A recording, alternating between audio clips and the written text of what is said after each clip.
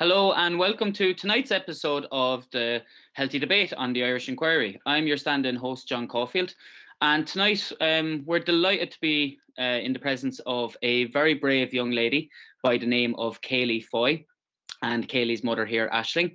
Kayleigh has a very significant story to tell about her bravery with standing up to the disproportionate mask mandates within secondary schools.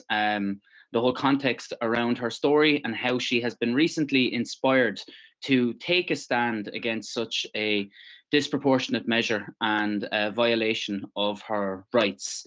As well, tonight we are joined by Lisa Sheeran from Teen Herd, and we are joined by Kathleen O'Rourke from the Irish Education Alliance. So without further ado, Kaylee, I'd like to bring you in here. I'll just give a brief little kind of intro into your story because I was very touched and moved by it. I believe you're a 14-year-old student in, what's the school, Magh Ene? Am I pronouncing that correctly? Magh Ene, yeah. Magh Ene, all right, okay. And you've been fed up with wearing the masks for a year and a half, but have complied, with, even despite the fact that it's been very annoying and irritating and causing you, various different manners of distress. I believe you've been inspired by a recent rally that you attended in Dublin to take a stand against this draconian measure in your school. Would you like to just maybe give an insight first as to what the last year and a half has been like? Actually being forced to wear a mask against your own free will in the school? Yeah, well, like in the beginning it was just like it was all right, but then like there was kind of like problems with like breathing and stuff, and it all just kind of got a little difficult for me. And just throughout the past year and a half now, it's just got progressively worse. Yeah, I'd understand. So you've literally had difficulty breathing within school, because I've heard various other kind of anecdotal stories that students have been forced to run into the bathroom and actually to literally just to breathe without fear of getting in trouble or any repercussions from teachers. Is that something that you've seen on a daily basis within the school? Yeah, like usually the bathrooms would actually be packed with people who are trying to just like take off the masks and stuff away from the teachers just to breathe. Yeah, it's madness. It seems very, I suppose, difficult to even comprehend or to picture if you're not actually in the school. So, these are the kind of stories that are not being heard, what the environment is actually like for our brave young people such as yourself. And you've attended a rally in Dublin recently. What was it at that rally, Kaylee, that convinced you that, no, actually, do you know what, despite the fact that I'm 14 years of age, this is not right, this is quite simply wrong, and for you to take such a brave and courageous stand in that situation? Well, it was mostly just seeing like how many people were actually fighting for us and like trying to help us with this.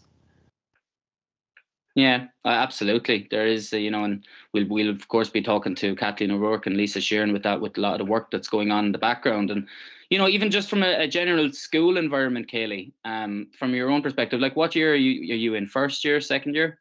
Second year. Second year.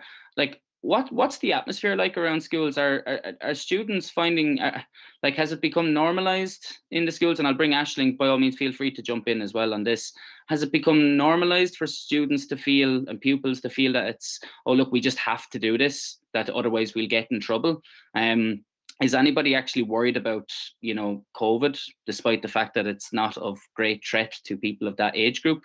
Are people, actively frustrated, or have they just, gone along to have an easier life?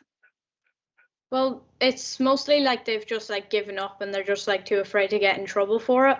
They don't actually care about COVID in general because they don't think it's real, most of them. But it's just the fact that they're too scared to get in trouble for it. They're too scared to get in trouble, and that brings up an interesting point. So let's tell us a little about what's happened to you recently. What happened the first day you decided? I believe it was the Monday after that rally that you decided to not wear a mask. Can you give us just a brief oversight as to what happened on that day in your school? Yeah, well, first off, I just went in.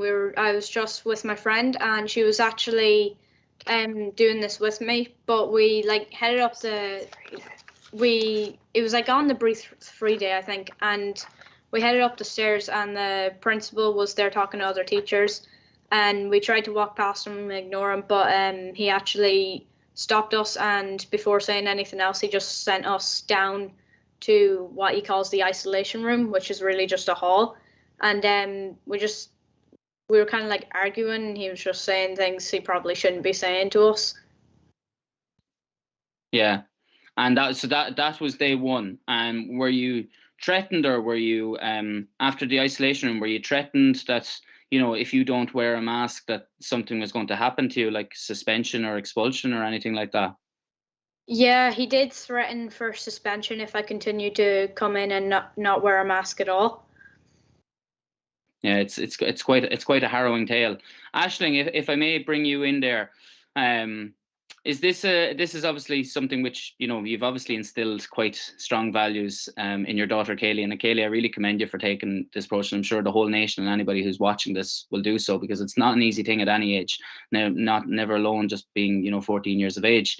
Aisling, what have you found in terms of like correspondence with the school authorities? Have you been sending them, like, you know, notices of liability and asking for risk assessments towards the use of masks in secondary school? Like, what has the relationship been like with the school over the course of the last year and a half, and I suppose in particular then as well the last, you know, week or two? Okay, so I suppose we'd have to go back to the beginning in relation to our family's stance on the matter. That, you know, I have background in childcare, you know, so to me, I thought, nah, masks aren't going to be imposed on kids. You know, people are going to see through this. It's, you know, we know there's implications. I mean, I know people are saying, oh, there's no evidence, or there's no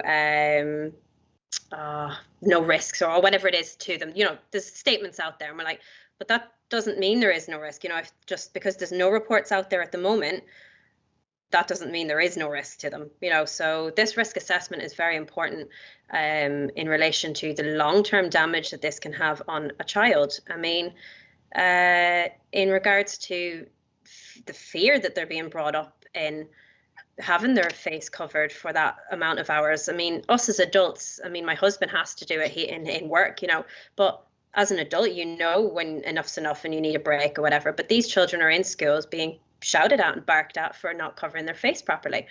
You know, so at the beginning, I didn't think this was going to be a thing, but Teen Herd and other groups were sending around letters and things in regard to, you know, to back parents up. And I thought, well, you know, this should suffice in relation to how I feel, you know, we feel as a family about this. But of course, all you got back was the narrative, you know, that this is mandatory and whatnot. Now, in the first week, I think it was, so starting first year, there was what I thought was okay to do, which was write a letter for myself as parent, as what I thought was enough authority to say, well, my child's actually exempt, and send it in with her. That wasn't sufficient. So we got the email stating that it has to be a medical exemption of some kind, the underlying health or whatever. They've worded it very carefully. And this is at the very beginning, Aisling, yeah? Yeah, so this was September 2020. So, you know, her first entrance into secondary school life. So now Kaylee has suffered in the past with tonsillitis, sinusitis, stuff like that. So breathing issues anyway. So we were concerned about that too. So we sent her in with the visor as another option. And again, you know, that wasn't sufficient. I got an email saying that a mask had been handed to her instead of the visor that she wore today. So they took that stance themselves to do that. So I think over the course of those few first weeks, it was me battling with emails and letters that was being sent around and trying to get my, you know, our family point of view across on the matter. But again, we were just hearing this narrative back. It's mandatory, you know, and unless you have these 4 specific reasons to why she shouldn't be wearing a mask, then she's to wear a mask. So Kaylee being Kaylee and the usual teen, you know, she kind of eventually kind of had to just comply and go along with it. So I backed off really, because I mean, my child's views and rights are just as important to me, you know, as us as a family. Of course, so, yeah.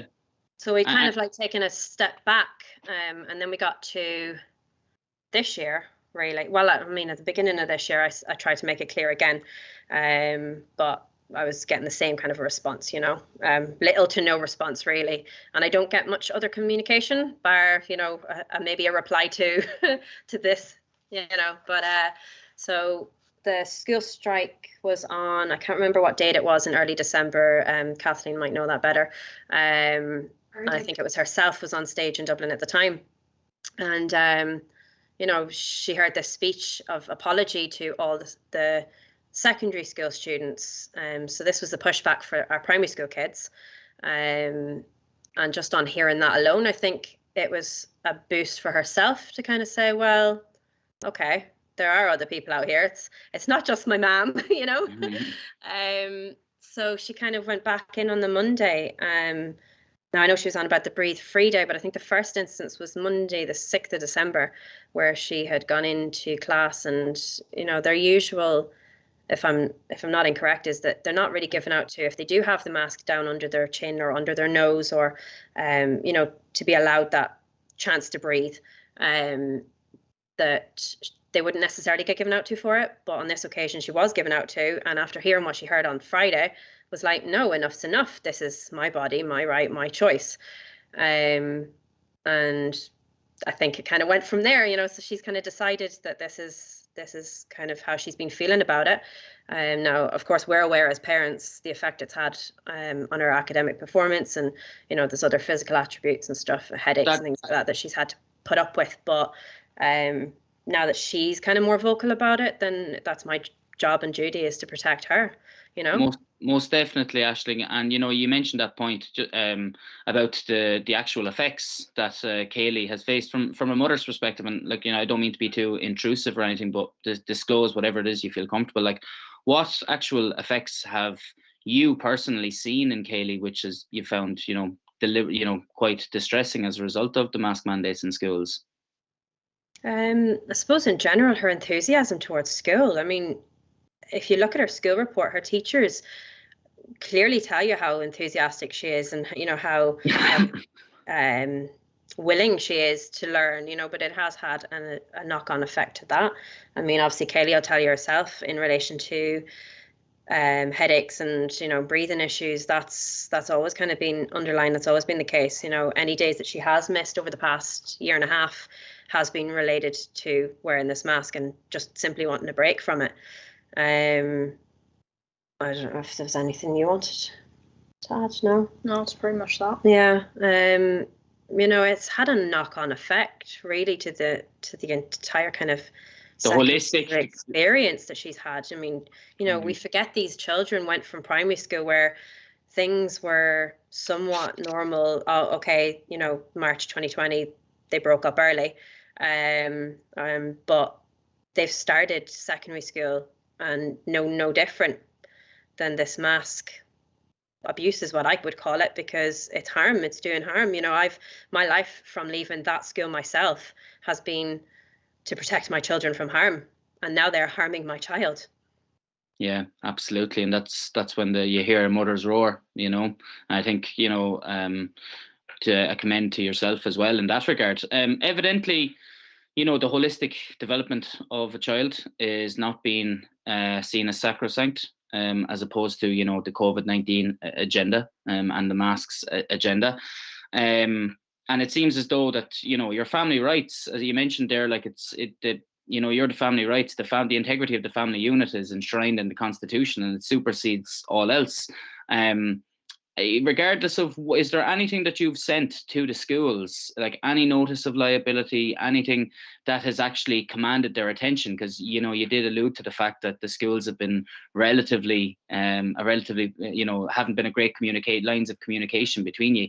Is there anything at all, be it constitutional or otherwise, that has actually gained their attention, or are they just stonewalling you?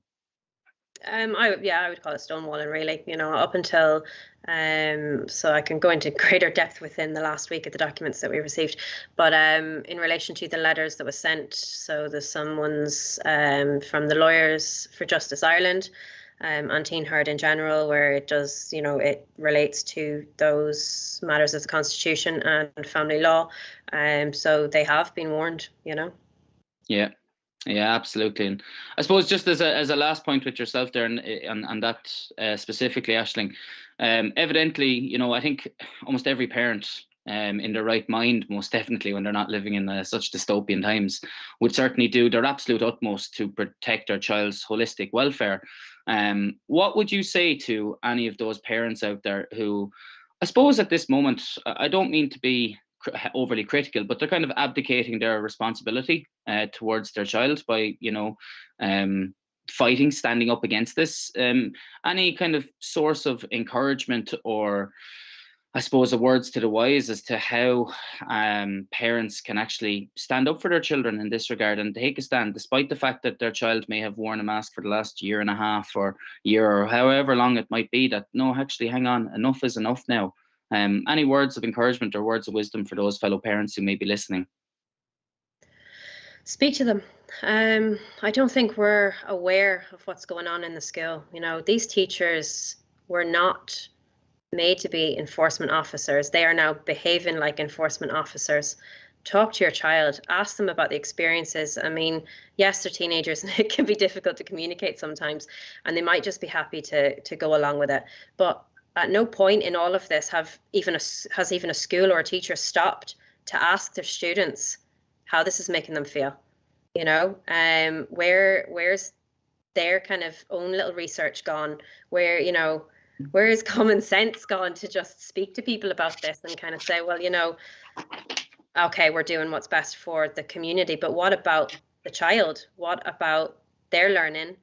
What about their feelings, their emotions, their development? What about the long-term effects of this? How is this going to have a knock-on effect? We know that people that go through trauma in childhood are more likely to have a mental health issue later in life.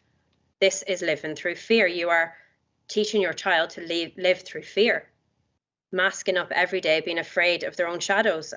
It's unfair. It's not. Where is the risk assessment on this? In relation to these children, forget the rest of us. These are our kids. We were told they were low risk, that schools were low risk transmission areas, that, they're mostly within staff to staff contact. So where is the reasoning behind this? Yeah, I think that's a great point, just to encourage that dialogue between parents to really, get into the nitty gritty and have a deep dive with their children, and really suss out how they're doing and how they're getting on, and what do they really think about it, as opposed to just, doing it because peer pressure is so prevalent at that age. And just to bring it back to yourself, Kaylee, for a moment, with regarding your peers or your classmates, have you spoken to any of them since you've maybe left school, or since you haven't been in school the last couple of days? Have you spoken to any of them, or has any of them reached out to you about what it is that you've done? And what would you say to your peers as to how they can, just take a stand and say, no, I'm not having this anymore?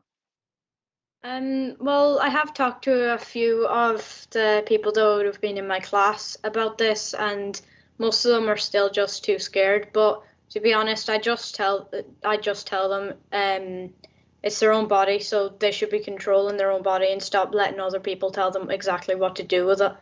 It's their life. They have the control, no one else. Absolutely. Stand up for your own freedoms, Kaylee. Lisa Sheeran from Teen Herd. I might bring you in there, Lisa. Lisa, can you give us a background into the origins of Teen Herd and how it relates to the actual introduction of secondary school masks in September 2020? Hi, John. Thanks for having us on tonight. So Teen Herd actually was started up by a group of parents. I think they started up in around April of this year. Okay. Yeah, because the masks, you have to remember, were foisted upon the whole population in August last year, and nobody really knew what hit them. And it just happened overnight, and 80 to 90% of people complied straight away. So when it came to the kids being told that they had to wear masks, people were already in a state of fear at that point because they thought that they were in the middle of the pandemic. So nobody really questioned it. And also schools told parents that the masks would only be around until October of that year, last year. So I think really the shock of it at the time, what happened was that parents just thought, sure, look, you'll be fine. And anybody who did object, like myself or like Aisling, had a fight on their hands. Like, for me, my son is the same age as Kaylee there. He was going into first year last year, and immediately I knew that this was not good. This really, really alarmed me. I knew straight away that it was a total violation of his bodily integrity and his bodily autonomy. My son has a medical condition. He has an autoimmune illness and chronic asthma.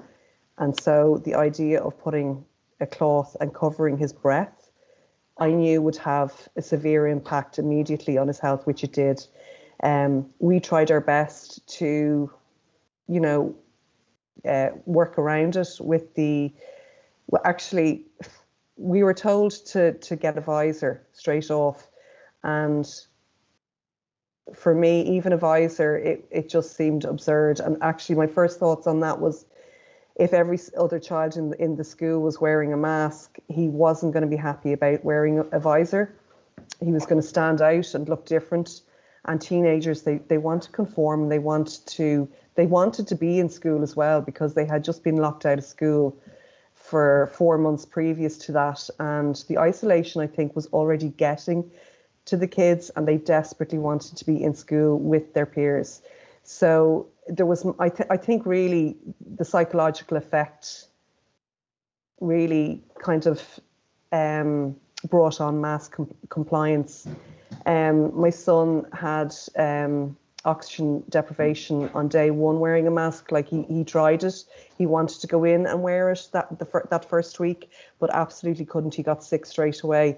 And I had been objecting for 2 weeks previous to the start of school. And I had, written to the principal and firmly stated that this was a violation of his bodily integrity. And so I was lucky enough to be able to get a doctor's letter at the time. But the doctors actually have been told not to give out exemption letters, and no child should need a doctor's letter to validate their bodily integrity and their right to breathe. Breathing is the most fundamental human need. Like, we can go without water, we can go without food. We can go without food for 30 days. We can go without water for I don't know how long it is, but you can't stop breathing. And if you're under stress and if you're in a state of fear, you need to breathe all the deeper. People need to breathe to get through this. And, one of my big concerns at the time also was the fact that there was fear projection happening with masks. And there's no evidence of the masks actually working. There's no efficacy on masks. Like, I looked through all of the studies that were available, and there was lots of studies available last year in September. And I had listened to Carl Hennigan, who advised the Oireachtas Committee. He's the expert in Oxford evidence-based medicine, and he advised them and said that masks don't work, basically. That there's no, they don't stop the spread of anything. And in fact, they can increase the risk of children especially inhaling their own bacteria and increase the risk of respiratory problems. And there's all parents are talking about the fact that headaches have gone up. You know, their kids felt dizzy to start with. They have cystic acne on their face as a result. People were getting herpes viruses on their face, staphylococcus, staph infections. You know, like it's so dangerous. And there was schools actually, like they're actually masking up the kids during PE as well. You know, and my daughter's in the room. She's trying to have a conversation here as well. So, like, you know, it's not, the burden of proof here is not on families to show the schools that the masks don't produce any harm. The burden of proof is on the schools. So what Teen Herd is just the coming together of individuals. It's just the coming together of parents who are speaking on behalf of their teenagers, because the teenagers are afraid to speak up. So absolutely fair play to Kaylee, you know, for what she has done. She really is incredibly brave. And just so she knows, she's not the only one. There is a few other teenagers who had done the same thing last week. And so really, it was important last week, you know, for that rally was hugely important for the children to see that there are adults who care and there are adults who are standing up for them. Teen Herd was brought together in order for the teenagers' voices to be heard, and it started off with the compiling of videos for the teenagers who had gone through those first 8 months of school last year to speak and to talk about how they felt and the effects of mask wearing on them. It's absolutely devastating to hear their voices and to hear them speak and to hear the effect that it's had on them. And as everybody keeps, you know, trying to remind people whose memory seems to have gone down, you know, a dark hole very, very quickly, children were never at risk last year, unless they're really, really, you know, they have high comorbidities. Anybody is at risk if that's the case. But in general, healthy children, they need to be together to build natural herd immunity. And if they had been kept in school in 2020, like, there shouldn't have been an issue. The schools should never have been locked down in the first place. And to put masks on their faces to stop them, you know, from breathing oxygen is absolutely outrageous. And for principals not to be carrying out their due diligence and to see those risk assessments. INTO are claiming that NEFIT have risk assessments. Where are they? Teen Herd, the parents who have gotten together in Teen Herd, we've been asking for risk assessments since April of 2021. We've asked over and over again, and the schools do not have them. The principals have not seen them.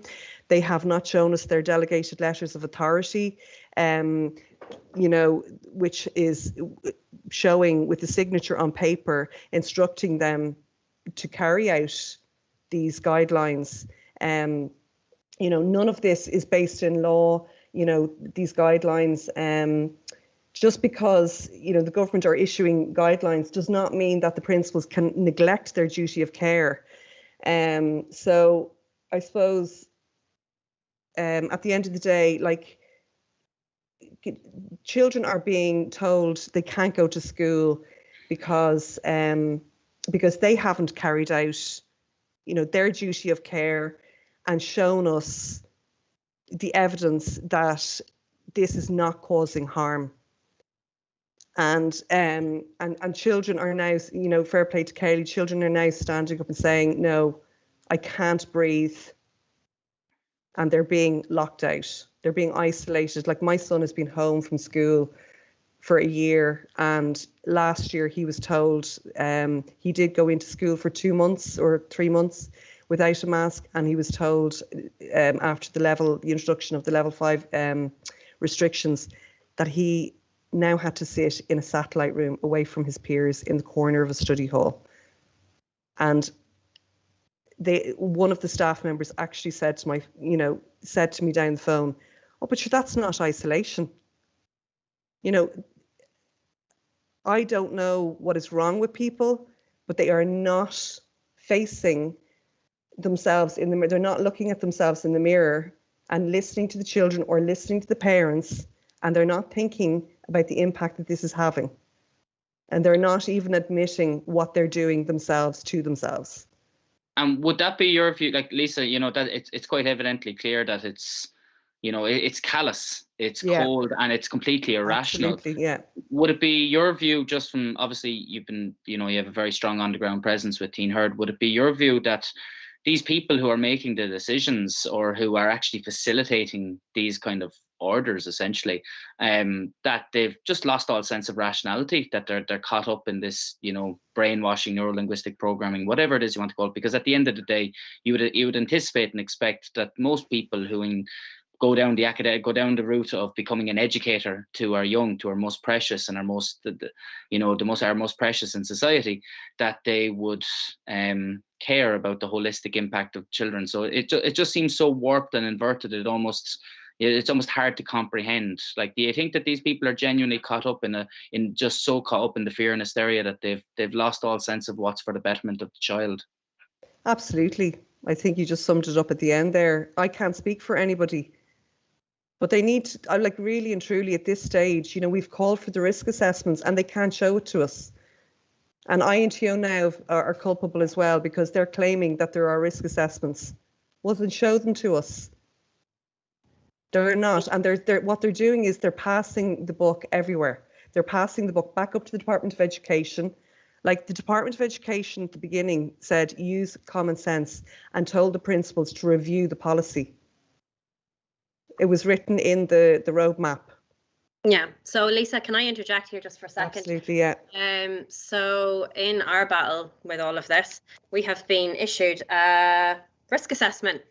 I don't know whether you can see that, but it's a COVID-19 risk assessment. Okay. And nowhere in it does it give the risk assessment in relation to the harm that could be caused to the children of wearing masks. There's no masks harm in here. So whilst this is a lovely, nice 65-page document that he sent us to kind of back us off a bit, I don't know what it is, they've hired out a third party to do this risk assessment. Now, I don't know whether you would be aware, with the Donegal branches, their schools are, I think there's 15 in the whole of Donegal, and they come under the Education Training Board, so the ETB. So the Donegal ETB have a company called, I think it's in the foreword, and I mean, as he's passed on this documentation, Donegal Safety Training Limited. So they have obviously been hired out to do such assessments. And I got onto them to ask them. I was like, well, is the harm to children from masks included in this? No, the masks weren't mandatory at the time of carrying out that assessment. So, you know, why would they forward things like this if that's not what we're requesting? You know, we haven't received any documentation that we have requested. None of the insurance documents that we've asked to cover, you know, the harm to these kids should anything happen down the line. Anything that we have physically requested, no, nothing, you know. So whilst they might think they have the upper hand with this, that's not what we asked for, you know. So again, backing you up, there is no risk assessment for mask wearing. He kindly forwarded the code of behaviour with that one, though, you know, just to kind of make sure we were put back in our box a little bit, but that didn't work, I'm afraid. So sorry. Yeah, it's clearly it's people passing the buck, and there seems to be a complete lack of accountability. And, you know, Lisa, I know Teen Herd, you're very much, obviously, you mentioned the risk assessments, but you've also, I think, do you provide a online form for people to submit notices of liability to these schools as well? Has that been in any way effective as a means to almost, not to scare, but to get schools to back off and to actually question, that you're actually going to be held liable if there's any harm, loss or injury to children in these circumstances? Well, there's been lots of notice of liabilities kind of floating around everywhere, John. Like, it's not just Teen Herd, like parents are taking individual action, themselves. And there would have been lots of notice of liabilities sent to schools last year. They were completely ignored. Yeah, and But, why? but personal injury claims can be made up to 3 years.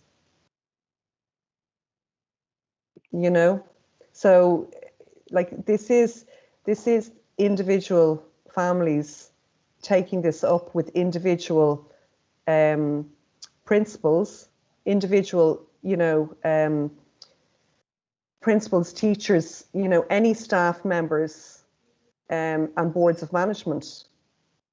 So this is an individual taking this up with an individual. This is not, a group of members taking this up with schools or taking it up with the Department of Education. Like the support is out there definitely with Teen Herd. We are supporting one another. Sorry. You're all right. Point actually. Kathleen, do you want to jump in there? Yeah.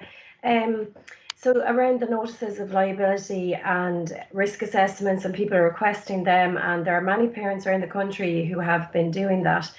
One of the founders of Teen Herd actually founded the Irish Education Alliance as well. So we're kind of progressing from there on. And I think a lot has been learned over time on, how schools operate, how the government operates around this. So just to give sort of, I suppose, some hope around that, even before masks came into primary schools, I feel we were quite ready because, I worked closely with Lisa actually, and Teen Herd in general, and we were quite ready for it. So that campaign of letter writing, notices of liability, requests for risk assessment via registered letter, they were happening almost before the masks arrived in the schools. And that has resulted, definitely, there are fewer children in this country in primary schools wearing masks because of those campaigns.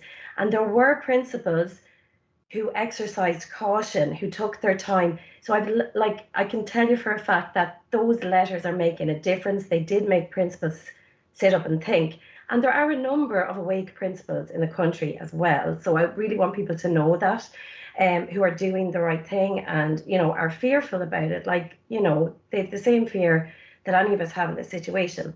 Now, the interesting development, and I know Lisa touched on the INTO point there. So the interesting development was those letters were working and the notices of liability were working. And I have always believed we can turn the mask situation around. I know we can. So anyway, then the first day of the Storm Barra there, it was a Tuesday, as I recall. The INTO, I got a message to my phone, a reminder about a principal's webinar. I'm not a principal. I'd never heard about the webinar. It was on at 3:15 the day the schools were closed. And it was a webinar full of false information. There was a lady speaking, and she referred to correspondence that schools had been getting, that principals were very concerned about this correspondence. So for us, that's encouraging. This correspondence had an impact. So principals were very concerned, but this lady wanted to make sure that she could reassure principals that schools have no responsibility for any health effects of masks on children, even though they're enforcing them against the children as well. Don't worry. She didn't say this, but the implication to me was, don't worry, it won't cost you a penny, if children suffer negative health effects. That, to me, that was the reassurance that was being offered. So she reassured them repeatedly. Schools don't have any responsibility here. They do not need a risk assessment. And I know Lisa said it, because quote unquote, NEFIT made the risk assessment. Now, this was said 3 times during that webinar, and it is completely untrue. But the point is, that was a counterattack. They were desperate. They really, really want masks on these children. So these letters were empowering awake principals to say, actually, and I know principals dealing with parents and staff, it is a delicate balance for them, because the reality is you have some parents, some staff, on side with the narrative. So they're in a very difficult position. So they felt empowered, saying, well, it looks like we might be personally liable here. It looks like boards of management might be personally liable. So we're not going to enforce this. And this was a very aggressive move on the part of a teachers' union to say, no, you're not responsible, actually.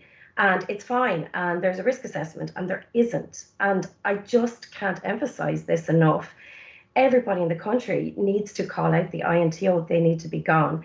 So I just wanted to bring that up, that point, that those letters work. They have an impact. If they didn't, there wouldn't have been such a pushback from the government through the INTO.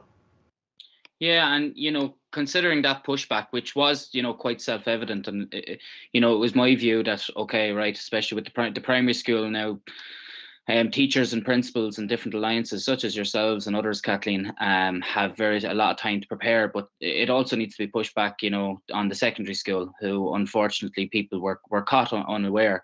And I'd ask this to any but Lisa, Kathleen, Aisling, and Kaylee yourself, like, what kind of, in terms of an overall strategy, what is kind of necessary now to completely eradicate masks, both in primary and secondary school? And I appreciate that's quite difficult, because especially for secondary, because it's become so normalized. The longer these policies go without challenge, the more difficult they can often be to revoke. But at the end of the day, regardless of whether somebody is following the narrative or believes a certain narrative, or whatever their ideological belief may be, this is still about harm to children, which should be of the utmost importance to absolutely all parents, principals, school boards, and everything else. But seemingly that's been lost amidst all the noise. So I might just maybe bring in Kathleen yourself first, and then Lisa, and then Aisling, or just chat away amongst yourselves with, what's the best strategy going forward now to have a complete eradication of these masks? Well, I think we're right in the middle of the strategy, actually, and I do believe it's going well. And I know if we can turn them around in primary schools, we can turn them around in secondary schools, and vice versa. And all we need, so we know that the law is on our side. We know that all we need is schools to be held to proper account, but it starts with one school. If we can turn it around in one school, we can turn around in all schools. So honestly, we need brave teenagers, and that's why I'm so grateful for Kaylee and everything she's doing. This is what's happening. I believe we're turning it around right here, right now. I believe that in my heart. It takes one brave voice to get it started, and I know there's more than one brave voice at the moment. There are other teenagers as well. I think this tonight is a particularly brave move, and I just want to acknowledge that. And to show that we're not going away, they are going to be held to account. They're already been held to account. We are making it known to principals around the country that NPHET risk assessment wasn't done, so you're not covered and you are personally liable, and it will be pursued. There isn't a doubt in my mind there's people already making steps towards legal action, but I don't think it's going to take that, because the truth is coming out. The law is on our side. We just need teenagers to show up with no masks. So that's the last, that's what we need, and that is now happening. I want, actually, just very quickly, and I know we want to stay on that point, but I would hate to not say this. There are, I've mentioned awake principals, there are lots of awake teachers as well. Of course, it's not enough to be awake. We need to make sure that the burden here is not being carried by a very small number of people. They need our support. And there are teachers who are, doing everything they can in their own environments and outside of their environments. But I just want to make an appeal tonight, to teachers who are watching this, almost waiting for the right time, this is it now. And whatever you're doing now, try and do a little bit more tomorrow. Try and speak out a bit more. And we have less to lose than we realise, because schools, I don't want to point the finger at schools, but the schools should be afraid of parents and afraid of legal action and afraid of liability. They should not be afraid of the government. The government don't have a leg to stand on, and the government will certainly not take liability when things go wrong. So just to make sure that we are helping each other carry this burden, and that it's not being left to a small number of very courageous pupils and parents and teachers. So I just wanted to make that point. Yeah, thank you very much for that, Kathleen. Lisa, do you want to jump in terms of, the strategy that you're seeing at the moment happening, and is there kind of a groundswell of people? It seems like there is a parental fight back, particularly the mothers roar. I always knew when they come for the young, the mothers would stand up. But in terms of the general overall strategy at the moment, where do you see it, and where do you see resources, attention and energy best placed coming, over the Christmas break or after Christmas? I would 100% agree with everything that Kathleen is saying there. The strategy is working. It is in motion. The momentum has just started building. It's really only just started with, the last couple of weeks, everything that's happened. And I would say it does take the children themselves to say no. It does take very supportive and very aware parents. I think parents need to, check in with themselves and trust themselves and not the advice that they are being given by the government, because the government are not out for their best interests. A mother's instinct knows when something is wrong and it's not right, and listen to your children when they're saying, no, I'm not, when they're really saying, no, I'm not comfortable with something. It's not a case of you'll get used to it. And this is not going to be going away either. And so it's going to have to take the parents to listen to their children and for it to come together. And even if you have to reach out to Teen Herd, and even if you have to talk on the phone with, other mothers who are in different communities, and even if you're the only parent in your school, just do it. Have the courage, because what's the priority here? Is it just to go along with what everybody else is doing, or is it to listen to your child?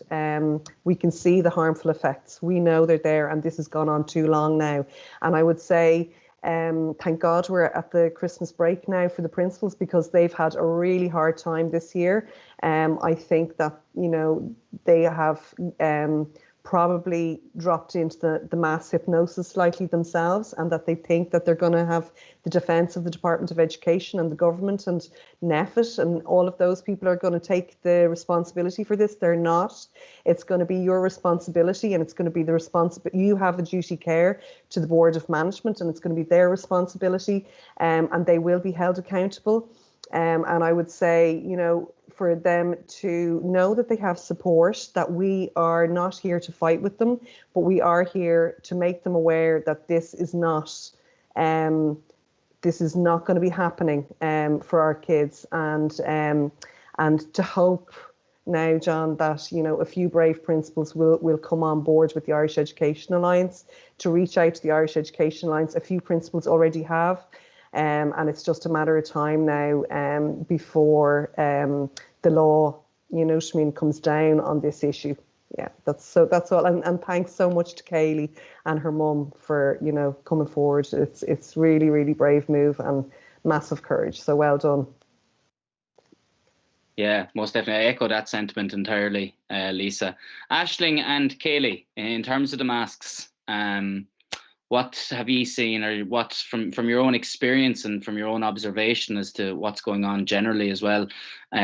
What do you perceive to be the kind of, there is seemingly a sway in the tide, the tide is turning, but how that this can be driven on now with the momentum that's going into Christmas, and that's not lost over Christmas, and that, obviously I think a lot of parents, Aisling, are going to take inspiration from yourself, and especially yourself, Kaylee. A lot of your peers, I think the rebelliousness of youth, we did a show recently about the rebelliousness of youth, and actually a principal is trying to contact me today based on that, because it's time for the young people's voices that they've been hidden for far too long amidst the COVID-19 being the only show in town. So just any thoughts on that, Aisling, as to where this needs to go and where other parents can really drive this forward now and take the bull by the horn, so to speak?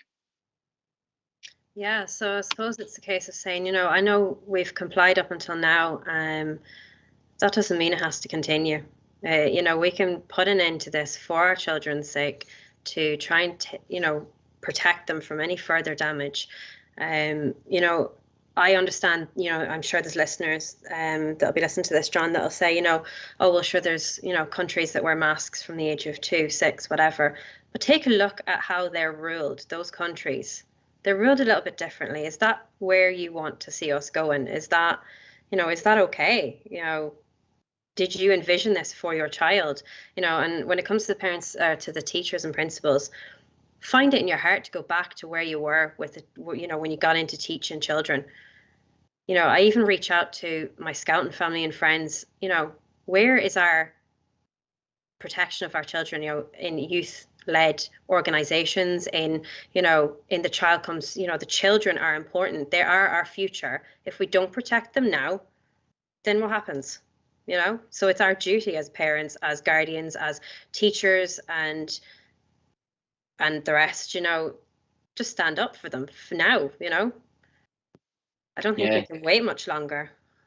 Not at all. It's time to you know, the protection of the innocent. I think those people who have, you know, parents, teachers, principals, who have the potential or have a potential for a voice, and, you know, Kathleen, you kind of alluded to it, and so did Lisa, regardless of what maybe you've complied so far, but now is the time, because young people's future is absolutely, it's really being eroded almost in many ways, because we don't even know the long-term health long-term, you know, holistic implications of this for, you know, children and teenagers benefit going forward. So most definitely, look, I echo that sentiment. And just to maybe to finish off with yourself, Kaylee, how are you feeling? Are you planning on going back to school and to continuing the strong fight? Because I think we'd, you know, a lot of people would really hope you would, and who knows, you might even start a little mini rebellion up there in Donegal that can spread out around the country. What's your plan going forward after Christmas? Well, I'd say I'm probably not going to go back to school unless it's for fighting reasons, but I'm definitely going to like keep going against them, because it's just the way they treated me and myself and my friend. It's just like, it wasn't right, to be honest. No, it's absolutely not right. And Kaylee, you'll always look back, I suppose, at time when, you know, when there was tyranny right in front of your face, that you stood up for your own freedoms. When you know, society is at the moment, it's trying to make villains and victims of people who stand up for their own rights, and there's a lot of adults out there who seemingly are incapable of doing so at the moment. So I'm sure you're going to act as a great source of inspiration for many people watching this tonight, and just for the courageous act that you've taken. I'm sure it'll have a, you know, a knock-on domino effect. So with that in mind, Kaylee, Aisling, Lisa and Kathleen, I would like to thank you very much for your time here tonight on the Irish Inquiry. And I would like to just wish all of our listeners a happy Christmas, and I'm sure we may have more shows before the Christmas break, and we'll see you soon again. And remember, when your smile is not masked, it's contagious. Merry Christmas, everyone. Most definitely. Merry Christmas, buddies. Thank you very much. Thanks, John. Thanks, everyone. Thanks.